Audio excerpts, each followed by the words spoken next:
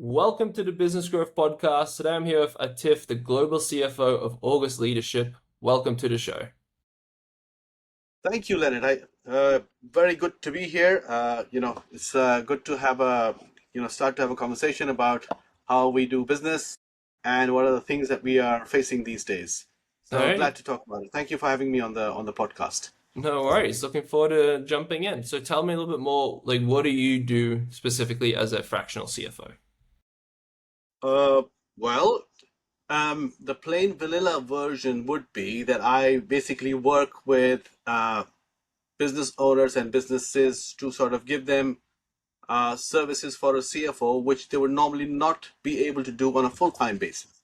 Now, if I dig a little bit deeper, basically, I'm allowing businesses to access a higher functioning or a higher quality or a higher capability services on a fractional basis so that they are able to afford it, number one. Number two, they are able to use the services when they require without having the need to um, get a full employment in and so on and so forth, and not have to worry about letting people go as well, because services like these are time bound essentially. So there's a beginning and there is an end, and there is no other uh, you know other liability on the part of the customer as well. But more importantly, Mhm. are they able to access the capability of a CFO, which they would normally usually acquire when they are slightly higher up in the revenue stream. Does Mhm. that? So that's what a fractional CFO does, and that's what I do as well. And specifically, I work with largely, medium-sized businesses in terms of corporatizing their finance business, making them investor ready, Mhm. um, working with the owners and founders of businesses or private equity in terms of helping with the strategy and execution of the business, running the business with the CEO in terms of execution of strategy, and being a business partner to the top team. So Right. this is how I show up Mhm. to the job, if you may. Got it. So that's briefly what I am. Yeah. Okay, cool. And about how big is your team at the moment? Well, I have a few people that I work with. It's not a lot of people, about 4 or 5 people that I work with. I have an accounting backup, and then I have a few people that I access, which are when I need specific jobs done, for example, for technical or for tax purposes. So I also access other fractionals to sort of, I have somebody who I have keep steady that these are the things that I'm going to be working with you on. And then I have also have my network, which I can use for example, if something comes up on the tax basis, which I'm not, which I would like to display as a specialist thing to somebody, then I'll access him and then say, here you go. Yeah. That's how it'll work out. Yeah. So normally when the practices grow bigger, then you can start having slightly bigger teams which provide you, some basic transactional basis services. Mhm. So since my my delivery is not always focused on financial reporting and accounting and so on and so forth, therefore the need for a bigger team is not necessitated. So Mhm. I can always go and expand through outsourcing myself. So I'm an outsourced person myself. I can also outsource from my Yeah. aspect, and I have a few arrangements and how do you say, understandings with various service providers on that. Got it. Okay, cool. And then, so when you first start at a new business as a fractional CFO, what are some of the first things that you look for to be able to give that client like the most quick wins initially? So very good question, Leonard. Um, it's I believe that is not really the way one should look at from a sequencing standpoint. Yes, I will look for quick wins, but before I look for quick wins, I will attempt a discovery or a diagnostic for the business, because I will look at what they want, or what are the pain points that they are having, and then I'll look at what I think they are should be their pain points. Okay, and if I take a simple examples of what I would normally like to do is make sure that they are able to see, first of all, are they able to monitor the performance of the business as it stands today on a almost real time basis? You never do it on a real time basis, but whatever they seem to get, are they able to find out what their business is doing? Number one. Number two, are they looking at numbers that matter to the business? Are they watching the right KPIs, whether they are financial KPIs or are they operational KPIs? So that's one of the first few things that I will do anywhere, making sure that before I give any advice regarding the business, I should know how the business is doing in the first place. And Mm-hmm. if they don't have the right KPIs in place, then part of my exercise is also making sure that they're looking at the right KPIs. Mm-hmm. And that could be financial and that could be non-financials, because at the end of the day, all types of KPIs, or in the end, they manifest themselves as cash or profit or Mm-hmm. of anything like that. So this Yeah. is how I look at these things. Mm-hmm. Okay. And how about, is there any like common problems that you see when you start at a new business, or like mistakes that they're making that usually is like one of the first few things that you end up fixing? So more often than not, as I just highlighted to you, they are not collecting data well or accurately. When I say data, it means accounting data and operational data. Common mistake. When I say correctly, it means it is not structured in a way that it can be accessed to be reviewed, or the whole process of doing it is inefficient, which makes it difficult to process the data. And secondly, they're looking at the wrong numbers completely. Mm-hmm. So essentially, it boils down to transaction capture, data assurance. So these are the usual problems that they have upfront. I'm really talking about really scratching the surface on this one. Yeah. I'm not really. The second thing that they usually have a problem with is what they do and what they want to do. Yeah, the vision, mission, and the purpose and what they're doing are usually not aligned. Yeah.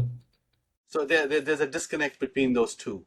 And that leads to unfulfilled ambitions, unmet targets, and usually dissatisfaction on part of the business. Oh, I'm working so hard. Why is this not happening? What's going on Mm-hmm. over here? Yeah. And and the simple question is, where did you want to go? Oh, well, I wanted to go north. Then why is Yeah. your ship pointed south? So it's like that. So, Yeah. and they would say, hey, hold on a second. I didn't know it was pointed south. I said, yes, it is pointed south because these are the things that you're doing, which is pointed south. So then no wonder you're not making any progress. Yeah. Um, so you get two types of responses on that thing. No, my ship is pointed this way because we've always done it this way, and that's the right way. And I said, okay, then perhaps I'm not for you. Or they'll say, hold on a second, I did not understand, I did not see it this way. Thank you for showing me. Let's do the corrective actions and then let's move on with it. Yeah. So, so I'm talking generic terms because one can always go into the nitty gritty of the actions taken. For example, I will do a mission vision exercise with them. Yeah. Uh, I've just told you. Then I will make sure that the KPIs that they're monitoring are aligned with the vision, mission, and objectives exercise. And when they Mm-hmm. start monitoring the right thing, the tactics and the strategies almost answer themselves. Mm-hmm. So sometimes they need a little bit of help, but they answer themselves. Right. And what that does essentially is that anybody who wants to invest in them, they can always get a idea of what the business is really doing. So they get the confidence in them. And if they're a private equity firm, if they're owned by a private equity, then private equity owner always wants consistent, accurate, data, Mm-hmm. information, financial performance data. So if they get confidence in that, then they are less in your hair all the time, and Yeah. that gives them the confidence that we don't have to come in every month to check out what they're doing. So Right. this is how I feel about it. Right, right. Okay. Yeah, that makes sense. And so what are some of the goals that you for your business are working towards for like the rest of the year? I know when we previously spoke, you said you're looking for some more like the right partners to help with things as well. Like what other goals are you working towards? So very good. Yeah, thank you for bringing that up as well. The goals for me are basically um, making sure that first of all, obviously, getting more clients is definitely a goal, but that's a very generic goal. But the point is, are you working with the right kind of clients? Which means that where my sweet spot is and what their needs are actually matching a lot. So that takes a little bit of doing, which means there's a little bit of work on my side. Why? Because my offering has to be clear and understandable. The So that there is a little bit of a communication end to my side. Of course, going to market is another thing. The other thing that I'm trying to do is making sure that I am able to be a one-stop shop for people who would like to engage with me. So they come for the CFO bit, and if they want anything else, then I have enough engagement points, or I have enough access to different service providers that I can go say, look, why don't you do this? Because I work with them, and they're going to solve this problem for you. How does that help me? Because that's a great go-to-market ability, because Yeah. you're seen as a solution provider. You solve problems for them while not doing all of these things yourself. Yeah. And number two, why is it good for the customer? Because, well, one, it's cheaper. Two, it's convenient. So, and that all of these things combined make a very good value proposition. Yeah. Okay. Gotcha. So you're looking to grow the business a bit more and get some more clients. That and making sure that my product offering is in a portfolio form, It's a right and fit.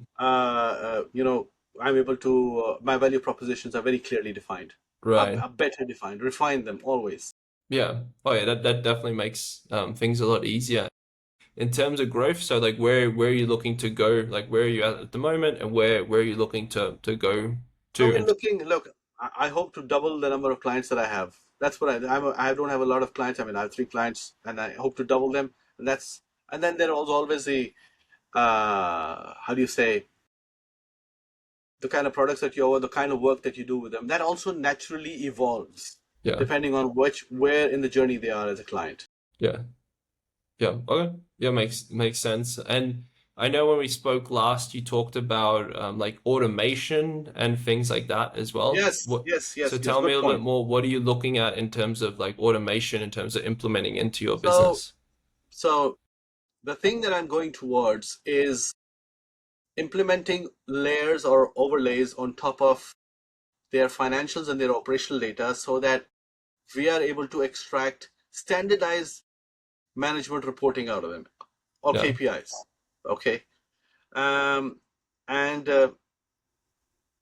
The other one is using AI or some sort of an AI agent. So I haven't gotten down to that as yet, but this is my next target, that I get down to the fact that how can you engage with an AI agent so that my transactional information or transaction related aspects of what I do with them is reduced to as much as possible, which includes data assurance regarding all the data assurance on the KPI, on the operational data, and then the other part is how do you make sure that you can engage to give them a very standard management reporting, because if you can do that easily and quickly, then you can start doing the real things of making things happen for the business. So the automation is essentially around how can you structure data to management report easily, using AI agents to uh, take out repetitive processes and make them more accurate and efficient, and use a Yeah. higher level information for that.